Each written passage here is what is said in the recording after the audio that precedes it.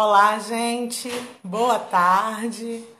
Estamos aqui começando a nossa terceira live do Dialoga TO, né? Enquanto as pessoas vão entrando aqui para poder eu convidar aqui a nossa primeira debatedora, né? Eu queria só relembrar, né, sobre o nosso projeto, o Dialoga TO. Ele é um projeto de extensão, né, que tem como objetivo fazer uma interlocução é, daquilo que se torna pertinente para a terapia ocupacional frente à pandemia da Covid-19, né? Antes de começar, antes de convidar, né, a Andrea, que é a nossa primeira debatedora, queria fazer um agradecimento especial aqui às duas discentes que compõem o nosso projeto, a Etila Almeida e a Juliana Portela, que têm desempenhado um trabalho incrível, né? Então, meninas, muito obrigada. Bom, hoje a gente vai debater o tema da população em situação de rua frente à pandemia de Covid-19, né? Tentando discorrer aí, mesmo que muito brevemente, sobre os dilemas, né, e desafios na produção de cuidados junto a essa população, né, que vivencia processos importantes, né, de ruptura de visibilidade, de invisibilidade. Então a gente vai estar aqui conversando sobre essas questões, tá? A Andrea já está aqui, então eu vou convidá-la, né? Antes disso, os nossos convidados hoje são Andrea Rod, né, que é psicóloga, especialista em psicologia jurídica e mestre em psicologia social pela UERJ, e o terapeuta ocupacional Valdez Cavalcante Bezerra, né, que é mestre e doutorando em serviço social pela UFAL, né, e docente do curso de terapia ocupacional da Uncisal. Então, vou convidar aqui agora a Andrea para a gente começar a nossa conversa de hoje, tá bom?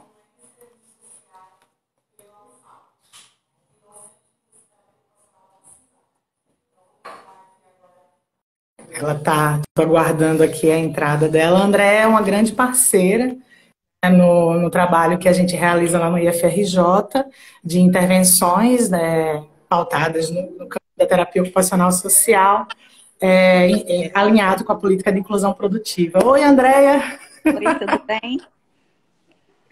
Minha querida, que saudade, tudo bem? Como é que você está? Tudo bem, tudo bem, tudo Tudo certinho. E bem, você? dentro do possível, né? Sim, dentro do possível. Isso. Andréia, eu te apresentei aqui brevemente, mas fica à vontade para se apresentar. Queria, em primeiro lugar, te agradecer por ter topado esse convite aqui. É um desafio, né? Essa nova modalidade de debates, né? Sempre. Estamos todo mundo se adaptando a isso. A gente combinou que a gente faria uma conversa de 15 a 20 minutos para poder conseguir administrar o tempo, porque a gente precisa daquele tempinho para conseguir salvar a live, para ficar salva, para as pessoas conseguirem assistir depois. Então, Uhum. é contigo, Andréia, pode se apresentar.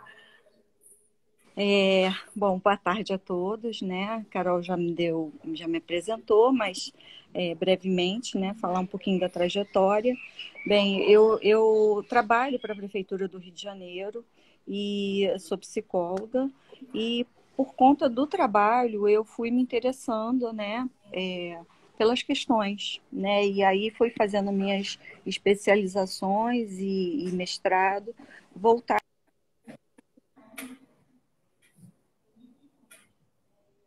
buscando sempre, né, o nosso conhecimento, né, acrescentar o nosso conhecimento para as nossas inquietações do dia.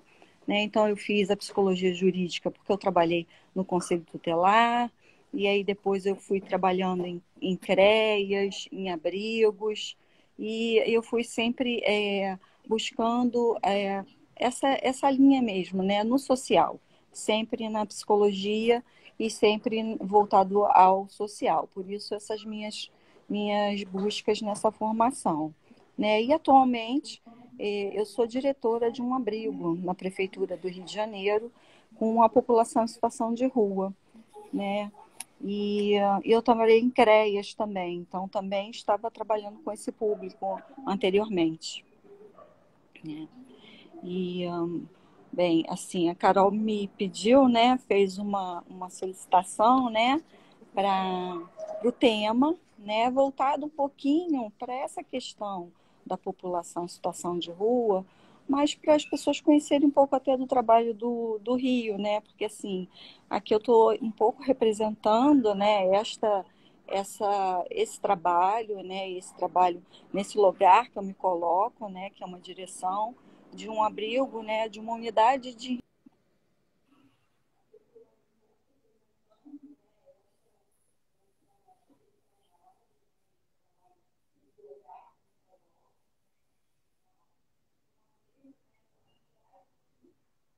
A Andrea deu uma travada, será? Quem está assistindo pode dar uma sinalizada para mim? Se está travado, se só é aqui comigo. Como é que a gente está? Estou aparecendo. Oi, Tem. perdão, querida. Deu uma É, travada aqui, eu fiquei na dúvida se foi só para mim ou se para foi na mim ou se foi transmissão. aqui. Aí a gente às vezes fica na dúvida, né? Essa nova modalidade, a gente tem que contar com a tecnologia É, também, a né? gente fica sendo pego de calças curtas o tempo todo. Sim.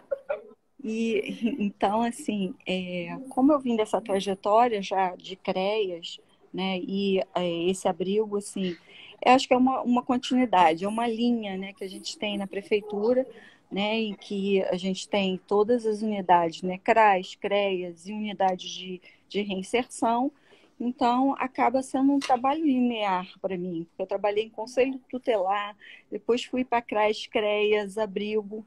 Então, acho que eu estou completando assim um ciclo, né, dentro da prefeitura, né? E enquanto esse lugar, né, eu me sinto à vontade de falar pela experiência que eu tive em todos eles, né, que eu acho que a população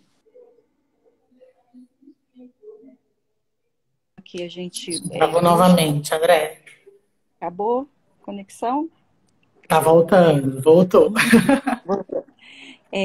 Então, assim, né, nessa linha de raciocínio que a prefeitura faz, eu acho que ela abrange todos essas modalidades, né, da questão da população de rua, e assim, eu vejo que essa população, elas são atendidas pelas três, né, pelas três,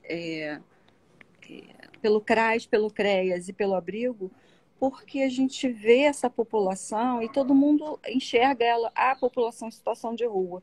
Às vezes não é isso, né? Eles são diferentes pessoas naquele local e a população, como não entende o trabalho da prefeitura, né, acha que é somente você fazer uma abordagem de rua e retirar essa pessoa da rua, né? Então, assim, ela é invisível enquanto cidadão, mas ela é bem visível em questão de incômodo para essa população, né?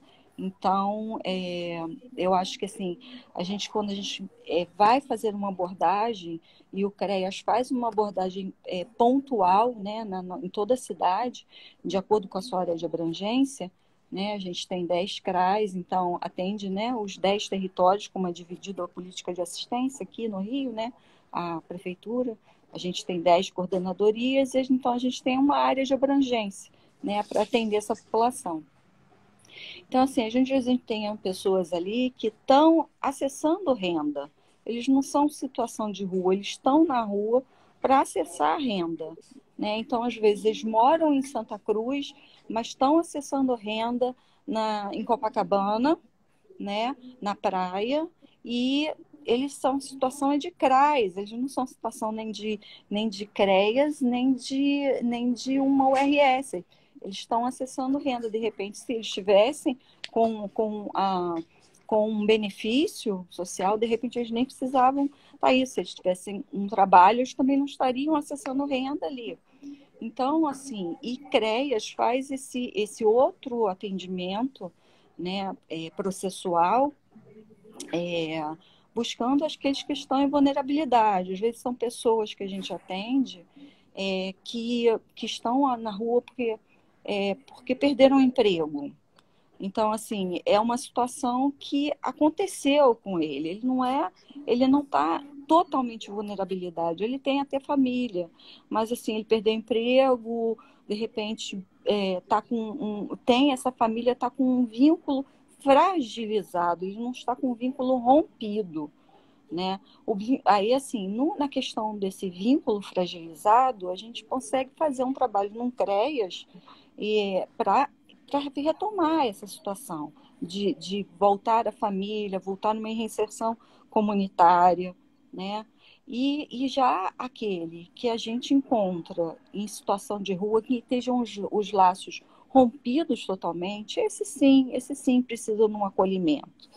Então, eu acho que entender a política, né, como ela é dividida, é entender essa população, né, que está em situação de rua, mas que pode estar em diferentes fases dessas vulnerabilidades, né? Eu acho, desculpa até te interromper, mas eu acho que isso que você marca é importante, né? Eu acho que quem não trabalha com a política socioassistencial, né? E aí a gente sabe que a maior parte das pessoas que assistem o nosso canal são os estudantes, eu acho que essa sua marcação é bem importante, né?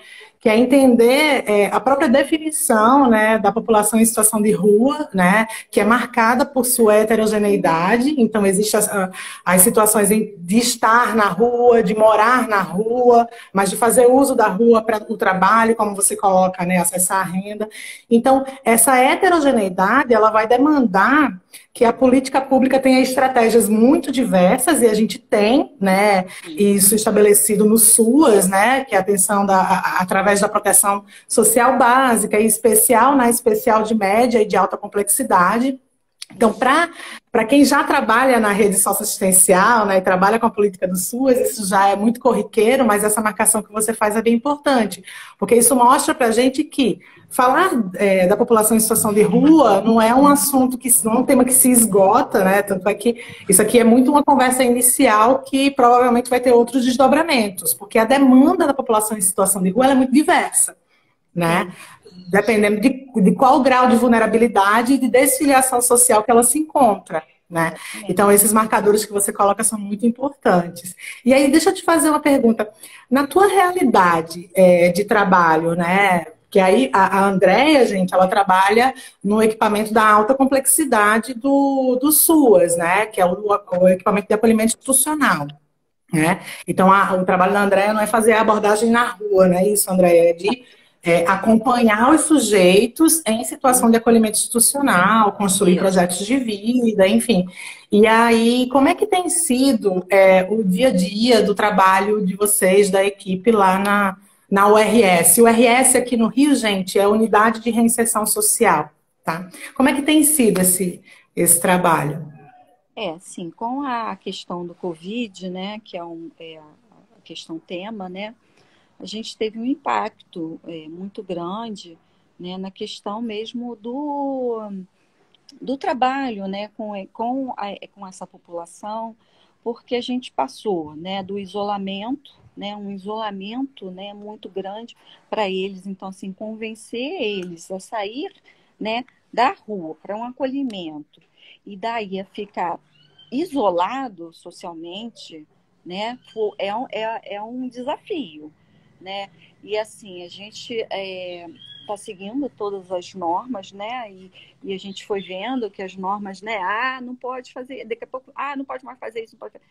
E a gente foi seguindo, né, isso. Então, a questão de usar máscara é todo também um trabalho que você faz de convencimento para aquele né, cidadão que está lá, e assim, que às vezes não tem essa regra, né? Da vida dele não tem essas regras. Né? Então, você convencer ele que ele não pode sair, explicar para ele quais são as medidas de proteção para ele e para os outros. Né? Assim, é tão complexo a questão que até para você explicar para ele que a gente tem uma capacidade do refeitório para metade do abrigo, para depois a outra metade. Mas você explicar para ele que você vai fazer a capacidade menor ainda, para que você tenha um distanciamento entre eles, né, já causa uma estranheza para eles. Você tem que lidar com situações de que, por que ele vai primeiro comer e não? Entendeu? Eu estou comendo muito cedo, eu estou comendo muito tarde, porque aí você tem que dividir o horário do refeitório, né, para você conseguir atender todas as normas, né? Assim, até o isolamento, quando eles chegam, a gente faz um isolamento no próprio abrigo, no sentido assim, há um quarto diferenciado, né, para os que chegam terem um período para não ficar dormindo com os outros, né? Então, assim, a gente então faz uma quarentena de 15 dias para quando ele chega, porque ele é novo, a gente não conhece ele, né? Então a gente não sabe se vai apresentar algum sintoma. Então, temos um quarto, né, que não é o isolamento da Covid, mas é um isolamento para eu garantir os outros que já estão lá há mais tempo e que eu sei que não estão doentes. Né? Então, assim, é um equipamento complexo se você for pensar em todas as coisas, porque se você tem na sua casa, você chega na sua casa, você troca a sua roupa, você vai né, tomar o seu banho, ter todo um cuidado, né? Para a gente lá, são 50 homens lá dentro que você tem que ter todo esse cuidado. Então, se eu tenho um residente chegando, eu tenho um que eu não conheço a história e que vai contaminar meus 49 outros homens. Então, assim, você tem que ter também um procedimento para isso. Né? Então, e aí você começa tudo de novo, a explicação para essa pessoa, né? E assim, no começo foi bem difícil. Acho que depois, com as novas entradas de novos moradores, eu acho que já ficou mais fácil, porque aí eles já vieram o equipamento, já estão sabendo, né, do Covid. Eu acho que eles já começaram a entender um pouco o quão sério é, né, e por que a gente fica muito batendo na tecla em cima deles, né? Não, olha, você vai na clínica da família, mas quando você voltar, você vai direto tomar um banho, trocar roupa, né? Então, tem na guarita já o álcool. Então, ele já entra, a gente já entra já, né? Com ele já na portaria até ele completar todo o ciclo para ele, né, entrar no abrigo, né? Então, E a Ana Maria, ela mandou uma pergunta que você percebeu, até na própria relação com a regulação, né, para a questão das vagas, você percebeu que houve um aumento de procura por abrigamento por parte dos próprios sujeitos? Você conseguiu perceber se há, ou não, ou se teve uma baixa adesão ao abrigamento, enfim. não, houve um aumento, porque assim, apesar de eu ser uma URS, né, a gente está em contato com todas as questões que a secretaria está em movimento, né? Com todos, está todo mundo pensando junto, né? Todo mundo fazendo reunião, né? Tudo. Então, assim, houve um aumento, sim, na procura, né? Houve aumento de vagas também, né? Por conta da secretaria. E aí a gente tem outras formatações. Então, a gente tem também uma mobilidade dentro da secretaria por conta da abertura dos hotéis, né? Que teve essa abertura e surgiram bastante vagas. Então, assim, a gente tem os residentes, né, que chegaram já desses hotéis, né? E residentes nossos que estão indo para os hotéis, né? Porque eles têm formatações diferentes. Então, a gente faz a transferência de acordo com a entrada e com a saída, né? Assim, se eu tenho mais vaga, se eu tenho, por exemplo, situações que agora está um pouco acontecendo. Eu tenho uma central de regulação de vaga, que a gente chama de CRAF. A CRAF, ela manda para mim o residente com alguma questão, né, que ele está precisando ver. Saúde, documentação, ou mais de uma, né? Eu consigo fechar o ciclo com esse indivíduo. Ele é autônomo. Então, eu consigo mandar ele agora para o hotel, para um hotel específico, porque lá a empregabilidade tá mais fácil de ser, porque o trabalho está voltado para a empregabilidade, né? Que a gente teve um problema com a empregabilidade com o Covid, né? A gente teve, muitos perderam o emprego com esse Covid, né? Então, ficaram mais com essa mobilidade do trabalho, com essa questão da mobilidade para acessar, buscar o trabalho também mais complicado. E, ao mesmo tempo, a gente teve um acréscimo com as questões assim de portadores de alguma deficiência. Então, a gente tem um acréscimo nesse perfil, né, pessoas que vieram do hotel, ou seja, houve uma busca na abordagem, né? A abordagem, eles procuraram a secretaria e entra pela questão, pela abordagem, né? Que é uma outra, outro setor específico, né? Que faz a abordagem de rua, mais os CREAs, então tem uma outra porta de entrada ali nos CREAs.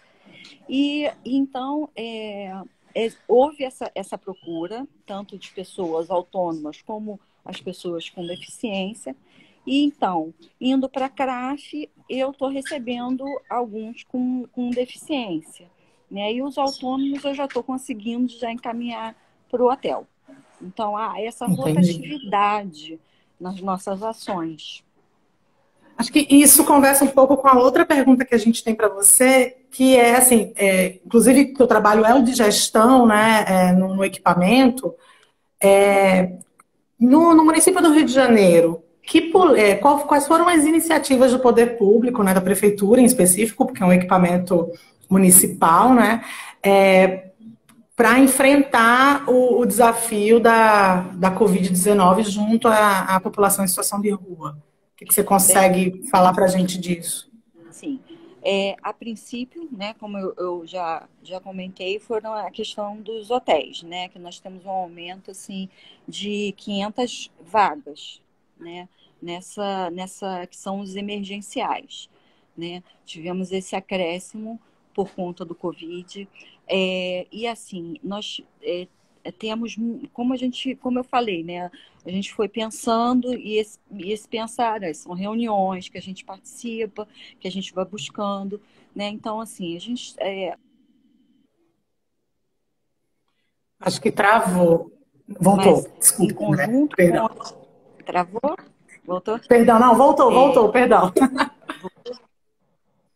É, e aí a gente, conforme a gente vai pensando e vai tendo as ações, a gente vai tendo reuniões. Então, nós tivemos várias reuniões falando da nova formatação da secretaria e, assim, reuniões com a vigilância sanitária, com a saúde, né?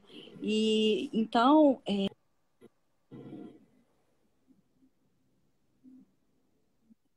né? Porque a gente tem os outros atores, né, em conjunto conosco, né? Então, em cada área, se for também fazendo as articulações com as secretarias e com os seus parceiros, né? Que eu tenho, ó, o meu parceiro, que é a minha clínica da família, que está né, próxima a mim, que é a minha referência, né? Então, a gente tem né, as CAPs, né, que são o órgão gestor, né, que faz esse acompanhamento dos casos de saúde. Então, assim, é um monitoramento desse parceiro é muito bom. A cada 2 dias a gente informa. Como é que está aí? Tá bem? Tá tudo bem? Alguém com sintoma? Vamos fazer o teste, né? Teve a vacinação, né? Então, a gente está com essa parceria muito bem fechada, né? Eu acho que isso é importantíssimo, né? Sanitária, vigilância sanitária, né, com o LURB também, né, nos ajudando com outras questões, né, então, e as demais, né, assim, até a polícia mesmo nesse sentido, né, uma vez vai lá e se encontra alguém, o que você está fazendo lá de fora? Entra, sua diretora tem certeza que mandou você entrar. Então, assim, é uma palavrinha simples, né? Mas você vê que os outros órgãos estão com a gente. Né? Então, acho E, que isso Andréia, a gente está quase caminhando aqui para o término. eu Eu te vi. falei que era tão pouquinho, né? Mas uma última pergunta que a Mariana mandou aqui para a gente, que é em relação ao acesso aos EPIs e os insumos. As equipes e os usuários, eles estão conseguindo ter acesso aos insumos para fazer a higiene pessoal, do ambiente, os EPIs? Sim. É, é, a gente, assim, no começo, né, nós já tínhamos sinalizado todas essas questões. Nós temos no equipamento, a gente já tem uma rubrica para isso, né? Luvas, essas máscaras, mas claro que com a chegada do Covid, né, teve que ter um acréscimo significativo, né? Porque você tem que ter aí a gente começou a ver todas as regras mesmo, seguir a questão da regra do Covid, né? E então, assim, a gente tem um acréscimo nessa questão de recebimento de insumos, né? De luvas, de máscaras, né? E todo também a questão mesmo do que eu falei, daquela questão que a vigilância até, né, nos tirou várias dúvidas, né?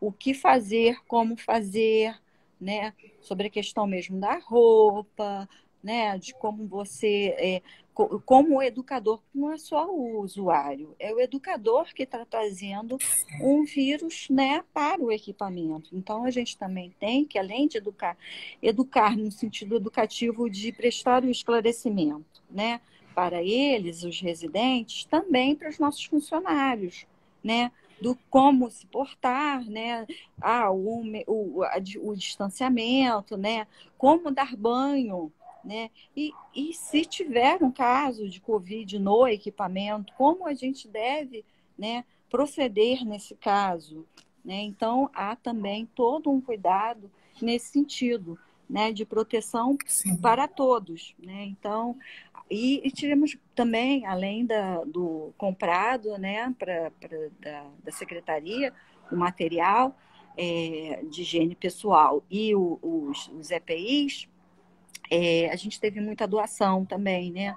Muita gente também nesse movimento de doar máscara, né? Tivemos também, né? A secretaria como um todo recebeu, né, doações e aí foi disponibilizado as doações, né? E tivemos doações pontuais, né? Nos equipamentos. Importantíssimo. Pois é, André, a gente já Tá está boa. caminhando aqui. É muito rápido, né? A gente tem Passar discutido no rápido. próprio diálogo essa coisa de duas pessoas. É que são figuras que são interessantes de a gente estar debatendo e conversando, mas acaba que o tempo é curto, né? Eu acho que ficam aí. Eu estava até pensando aqui que, na verdade, eu acho que essa primeira live sobre essa temática em específica, ela é só uma live de provocação, né? Em que a gente vai levantando alguns temas que precisam ser mais explorados, né, mais debatidos. E eu realmente espero poder contar com você em outros momentos. Quando E te quiser. agradecer imensamente por ter topado conversar com a gente Tá aqui, bom. né? Espero ter esclarecido qualquer coisa, a gente passa a dúvida que eu respondo, não tem problema. Sim, verdade, gente. A Andréia, ela está marcada na divulgação da live, na postagem anterior, ela está marcada. Então, quem tiver interesse em tirar dúvidas e fazer alguma interlocução, é só mandar mensagem. Autorizado, né, Andréia? Mandar mensagem? Sim, autorizado, pode mandar. Então, Tá podem bom, ficar à vontade. Andréia, querida, muito obrigada. obrigada a Tá? Um bom você. restinho de dia para você. Continua assistindo a gente, tá Vou bom? assistir, claro. Tá, muito Um obrigada pelo beijo. convite. Que é Tá, isso. Eu que agradeço. Um beijo. abraço, querida. Tá, tchau, Tchau. tchau, tchau. Gente, eu vou convidar agora aqui o Valdez, né, para continuar essa conversa com a gente, debatendo, né, trazendo a temática do cuidado e da atenção junto à população em situação de rua, na perspectiva da terapia ocupacional, mais especificamente da terapia ocupacional social. Tá? Vou convidar ele aqui, vamos procurá-lo.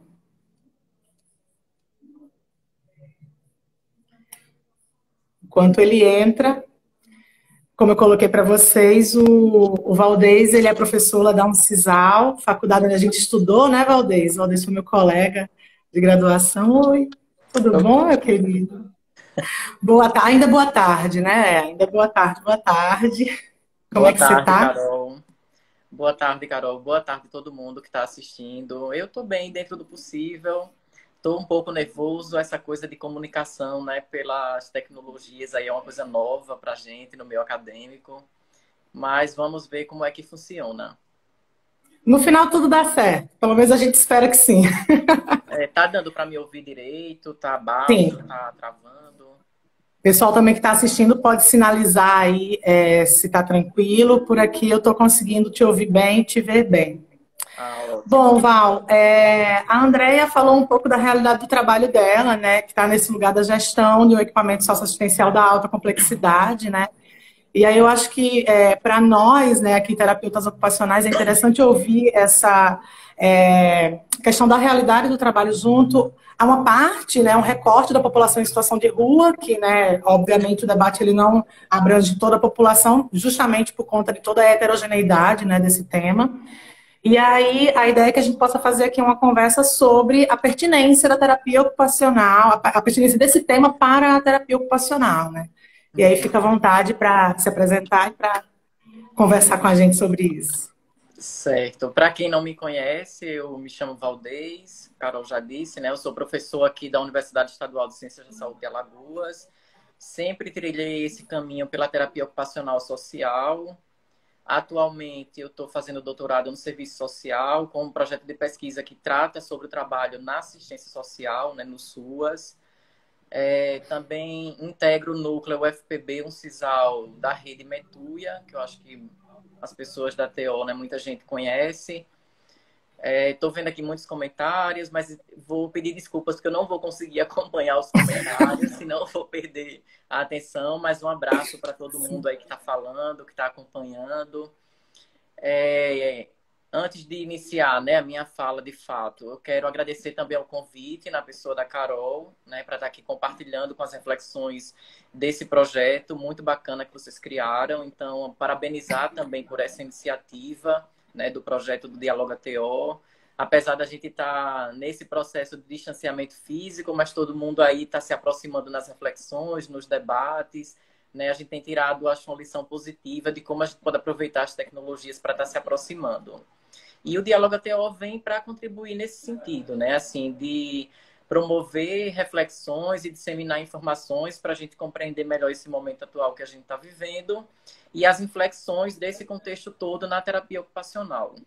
Então, a minha fala, a temática é bem complexa, então eu criei um roteiro aqui para seguir a discussão, não sei até que ponto eu vou conseguir respeitar ele, mas vou tentar.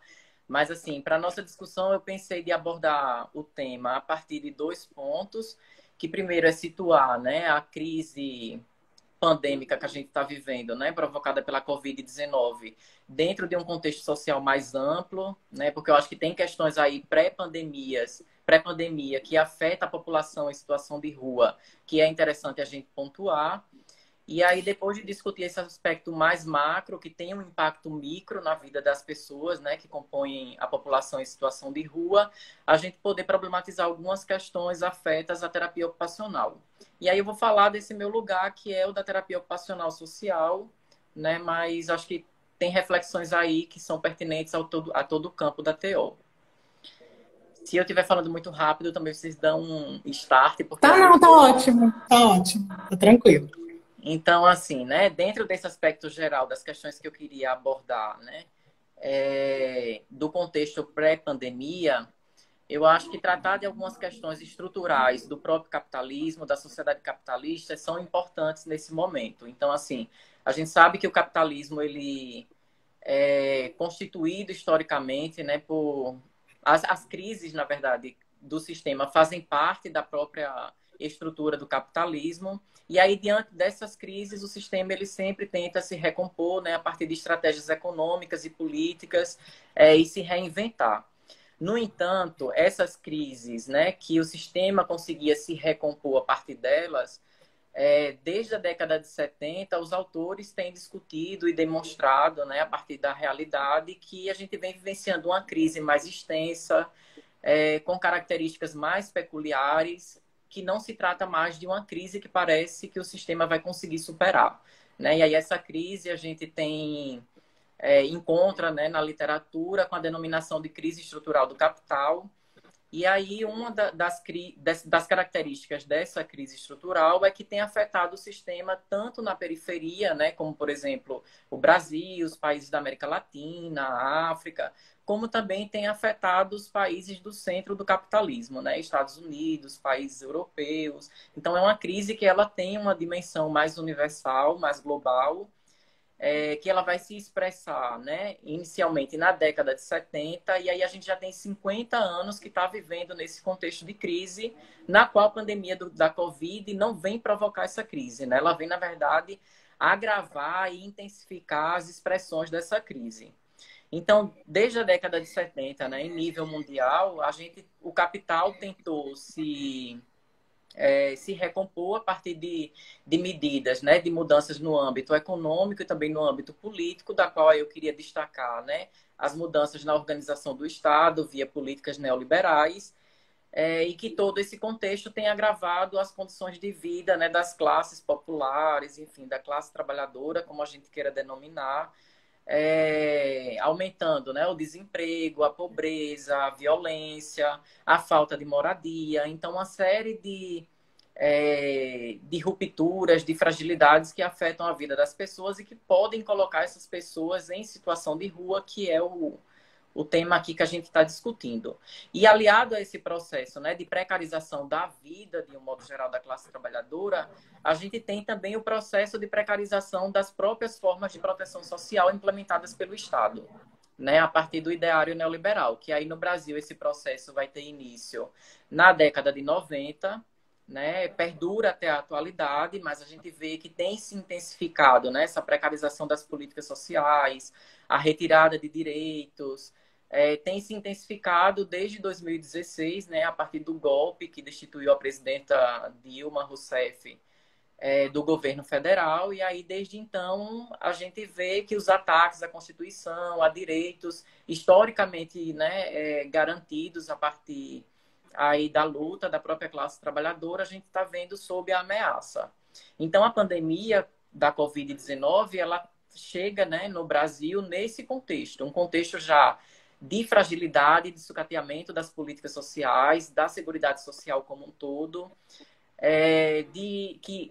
num contexto, né, de que uma parcela importante da população já vinha vivendo em uma condição de extrema vulnerabilidade social, e aí isso vem se intensificar e agravar nesse contexto de pandemia.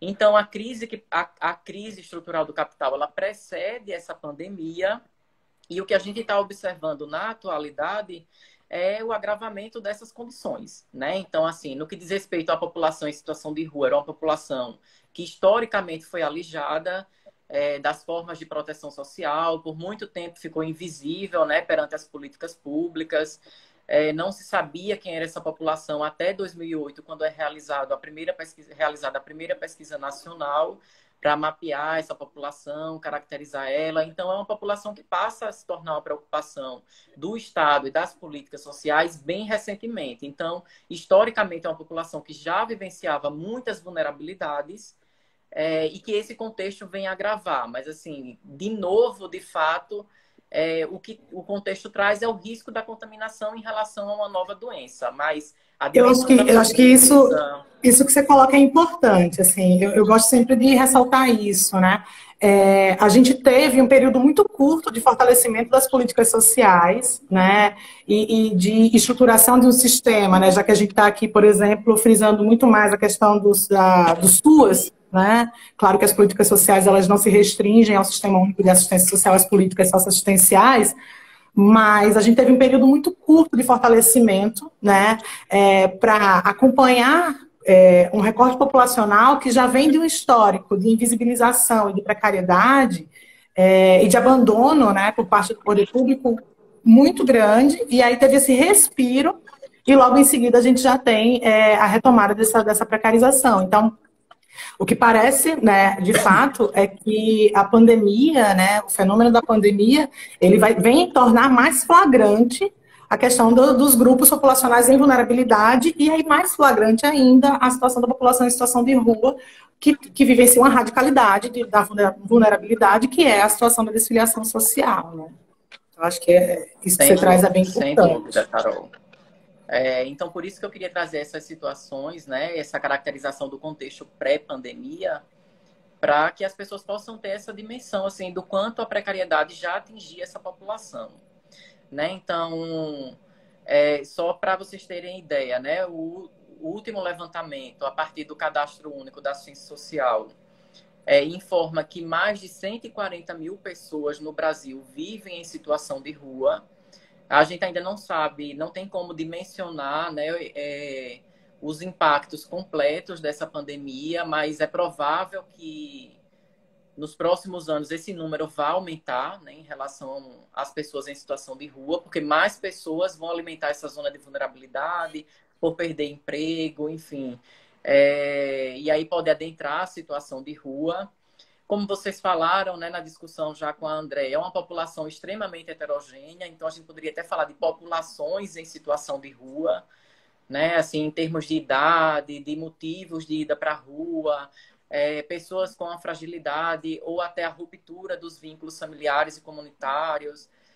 Mas é importante também demarcar alguns pontos comuns que essa população ela possui, né? Que, por exemplo, a vivência de uma extrema pobreza, o histórico de uma exclusão do acesso a recursos e bens sociais para tocar a sua vida cotidiana, o recorte étnico-racial, que também, né, se apresenta nessa população. Então, no censo de 2008, foi provado que cerca de 67% da população em situação de rua é negra, né? Então, isso vem revelar também essa dimensão do racismo estrutural, né, que coloca mais fortemente as pessoas negras nesse lugar de vulnerabilidade e de desfiliação.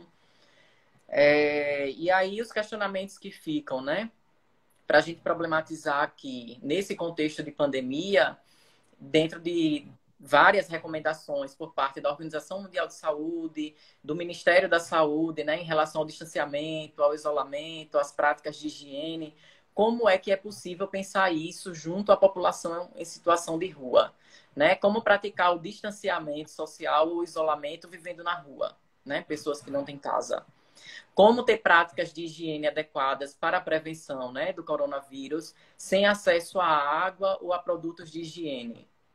Então, assim, medidas que parecem simples, numa análise mais superficial, né, são extremamente complexas quando a gente vai pensar em determinados grupos populacionais. Aqui, especificamente, a gente discutindo a população em situação de rua, mas essa coisa da falta de acesso a saneamento básico, a água tratada, essa é a realidade até de famílias que não estão em situação de rua, né? Então, como conseguir alimentos para sobrevivência nas ruas com estabelecimentos fechados, né? Porque a gente sabe que a dinâmica cotidiana, né, dessas pessoas, elas organizam a vida na rua a partir da proximidade a pontos comerciais que trabalham com alimentação, como restaurantes, bares, né, que acabam doando alimento para essas pessoas. E aí, como é que elas vão acessar alimento com esses estabelecimentos fechados?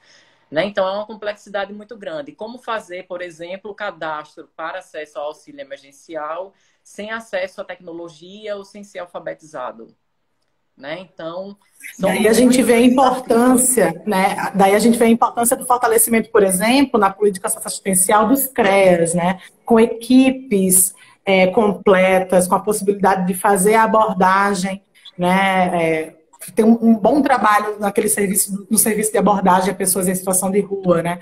Então, só que a gente também vê o sucateamento dos equipamentos. Então, como que essas equipes vão dar conta das necessidades da população em situação de rua? Então, fica tudo muito mais flagrante, né? Como você já está colocando. A Andrea trouxe algumas questões, né, de como aí no Rio a prefeitura tem se reorganizado, né, nesse contexto de pandemia, e o desafio das instituições e dos profissionais, eu acho que é esse, né? Como reorganizar a rotina desses serviços para poder garantir essas medidas de proteção, né? Esse é um desafio imenso aí para os serviços e para os profissionais. E eu estava trazendo todo esse contexto, né, mais amplo e de como essa pandemia afeta diferentemente cada grupo social, para também desconstruir aquele mito, né, da doença democrática, de que está todo mundo no mesmo barco, e a gente sabe que não é isso, né? Assim, se tem uma parcela de verdade nessa afirmação de que é uma doença democrática, é no sentido de que todo mundo pode ser contaminado, né, do ponto de vista do campo da explicação biológica da coisa. Mas as possibilidades e as capacidades que cada pessoa tem para mobilizar recursos, seja para a prevenção ou para o enfrentamento da doença quando se é contaminado, é completamente desigual, né? Não está todo mundo no mesmo barco. Então, a gente precisa fazer essa distinção também. E aí eu acredito que é a partir de todo esse contexto que a gente pode começar a dialogar sobre a relação da terapia ocupacional implicada nesse cuidado à população em situação de rua. Acho que isso é importante porque a gente tem o recorte, né? O recorte populacional que está sendo, cuja proposta de discussão aqui hoje é a população em situação de rua. A gente tem possibilidades diferentes de inserção e atuação da terapia ocupacional, né? A terapia ocupacional não é uma só para intervir e lidar com a população em situação de rua. Eu acho que seria interessante a gente começar por aí, né? Mostrando quais são as possibilidades, né? Quais são os cenários de inserção do terapeuta ocupacional na atuação junto à população em situação de rua. Certo. É, Acho que é importante a gente demarcar, né, que a população em situação de rua, ela já é alvo das ações da terapia ocupacional há um bom tempo, né? Acho que desde a década de 90, ali quando o campo da terapia ocupacional social começa a se constituir mais fortemente, as primeiras experiências, né, os projetos, as publicações científicas sempre giraram um pouco em torno dessa população, né? Então não é algo de agora, né? Então, a TO já se relaciona com essa população desde a década de 90, principalmente via esse campo, né, específico da terapia ocupacional social. Atualmente, a gente observa que a relação, né, profissional com esse público tem se dado a partir das políticas da Seguridade Social. É claro que pode se dar através de outras, mas principalmente aqui eu queria destacar duas políticas que compõem o tripé da Seguridade Social, que é a política de saúde, né, aí, principalmente através de serviços da atenção primária à saúde, como os NASFs e os consultórios na rua, e também a política de assistência social, né, que desde 2011 que a gente teve aí o reconhecimento enquanto categoria para ser profissional, né, apto a atuar tanto na gestão quanto na execução dos serviços que compõem o SUAS. Então, os terapeutas ocupacionais têm também acessado essa população via os serviços socioassistenciais que compõem a rede SUAS, né? Principalmente os serviços da proteção social especial de média e alta complexidade, né? Aí, se a gente pensar os CREAS-POP, as unidades de acolhimento institucional, enfim, essa tipificação dos serviços.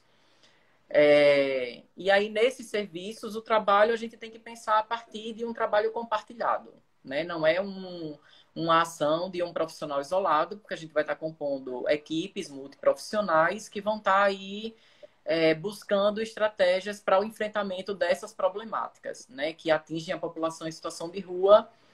E no caso da terapia ocupacional especificamente, a gente está sempre atento à questão de quais são os impedimentos, né, na vida cotidiana, no dia a dia desses sujeitos que impedem uma participação social, né? Então, o nosso olhar vai muito voltado para isso. Então, acho que essa prática ela está muito ligada à questão de como é que a gente facilita o acesso, né, a recursos e bens sociais para uma vida possível, né, para essas pessoas nesse contexto de pandemia, porque acho que a gente está tratando disso, de uma vida possível nesse contexto.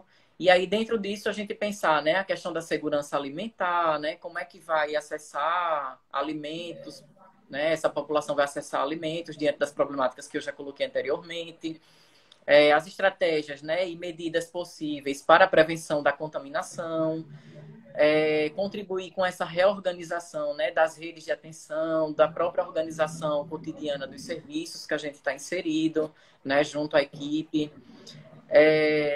Facilitar o acesso, né, a serviços de acolhimento institucional, o acesso ao auxílio emergencial, né, que é extremamente importante nesse contexto para garantir alguma renda mínima para essas pessoas. E aí, Carol, o que eu tenho pensado e refletido muito é que eu acho que não tem uma prática nova a ser inventada. Assim, a gente às vezes ouve tipo, a atuação da TO nisso, na Covid, nisso. E eu acho que assim, é um contexto que vem trazer algumas particularidades, mas diante de situações que a gente tem que responder profissionalmente, que a gente já lidava também em um contexto pré-pandemia, né? Então, eu acho que o desafio agora para os terapeutas ocupacionais, independente de campo, mas eu vou situar aqui, né, a partir do meu, que é a terapia ocupacional social, é como que a gente pode mobilizar e utilizar recursos e tecnologias que a gente já conhece, né, dentro do campo, como, por exemplo, o acompanhamento singular, a articulação de recursos no campo social, a dinamização das redes de atenção, a elaboração dos projetos de vida, né, as oficinas de atividades dinâmicas e projetos, como é que a gente pode utilizar esses recursos que já são conhecidos nossos para responder às particularidades desse momento, né? Como é que a gente faz isso? É possível utilizar tecnologias para mediar isso ou não é? Com algumas populações isso é possível, com outras não.